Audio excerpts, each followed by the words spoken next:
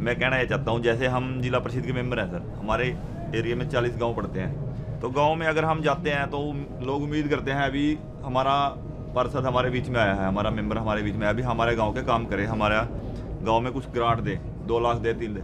अब हमें साल में मिलते हैं 20 लाख रुपए, हम एक गांव 50,000 रुपये आते हैं सर एक साल में, इससे में आते हैं, तो हम उनको क्या से सेटिस्फाई करें, हम कर ही नहीं पाते। वो अगली बार हमें गांव में कैसे घुसने देंगे, वो तो हमें भगाएंगे वहां से।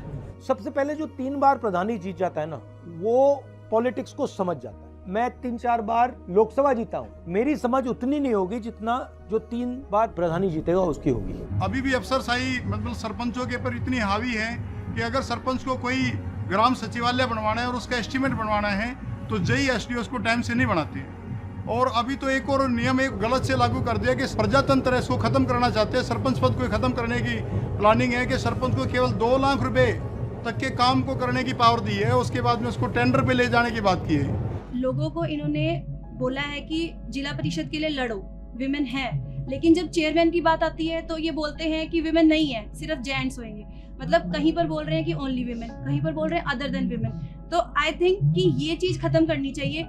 नारा तो जय सिया राम है, शिवा शक्ति है, तो बिल्कुल मेरी व्यू है कि मतलब पुरुषों की होती है उतनी जगह महिलाओं की होनी चाहिए। मगर ये जो यहाँ पे पुरुष बैठे हैं थोड़ा आपको ऐसे ऐसे देख रहे हैं कि ये ज्यादा आगे ना निकल जाए, लगाम लगाओ नहीं तो भाग जाएंगे, आगे निकल जाएंगे।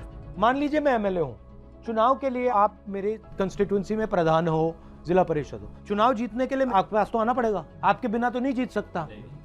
तो मैं आपके पास आ गया, चुनाव जीत गया, आपने मदद की, और फिर चुनाव के एकदम बाद मेरे दरवाजे बंद हो जाते हैं, तो फिर ये कैसे हो जाता है? कि उनको ये लगता है कि इन्होंने मेरे इलेक्शन में मेरी मदद करी है, मान लो मैं सरपंच हूँ, भाई ये मेरे पास काम लेके आएंगे रूटीन में, इतने काम मैं इनके कर नहीं सकूंगा, तो इस करके वो इलेक्शन के बाद सरपंचों से, जिला परिषद से, एमसी से किनारा करने लग जाता है। ये भी मुझे लगता है कि कांग्रेस पार्टी में और बाकी पार्टियों में कमी है कि जो अच्छा काम कर रहा है वो प्रधानी से, जिला परिषद से, एमएलए से मंत्री तक जाना चाहिए, चीफ मिनिस्टर तक जाना चाहिए। तो आपकी मदद करने के लिए, आपको डेवलप करने के लिए कांग्रेस पार्टी को क्या करना चाहिए? जो पंचायतों के पैसे आते हैं वो एमएलए को, जैसे एक एचआरडीएफ की ग्रांट मिलती है 5 करोड़ हरियाणा में, एमएलए अपने हल्के में देता है, वो गांव के हिसाब से मिलनी चाहिए। जैसे मेरा ब्लॉक है बरवाड़ा, उसमें पंचकुला कॉन्स्टिट्यूंसी की सिर्फ 18 पंचायतें हैं, वो 5 करोड़ तो 18 पंचायतों में गया। और हमारा आता है कालका कॉन्स्टिट्यूंसी, कालका की है 118 पंचायतें, 5 करोड़ गया 118 को, मतलब 5-5 लाख, और उन पंचायतों को चला गया 30-30 लाख। ये पार्शलिटी है। जो एसडीओ वो 1.5-2 लाख से ऊपर का 5 लाख का काम एसडीओ वेरीफाई करेगा, और 25 लाख का एक्शन, उससे ऊपर फिर एससी, मतलब पंचायती राज को खत्म करने का काम इस सरकार ये कर रही है। जैसे राजीव जी के टाइम में ये बात आई थी, ऊपर से 1 रुपया चलता है, नीचे ग्राउंड पे 10 पैसे लगते हैं। सरपंच अपना लेखा जोखा देता है, ग्राम सभा के अंदर भी मैंने इतना आया, मैंने इतना खर्च किया, लेकिन जो दूसरे डिपार्टमेंट हैं जिनको संविधान के तहत पंचायतों के साथ जोड़ा था, वो कहीं ना ग्राम सभा से अटैच, ना पंचायती राज से अटैच।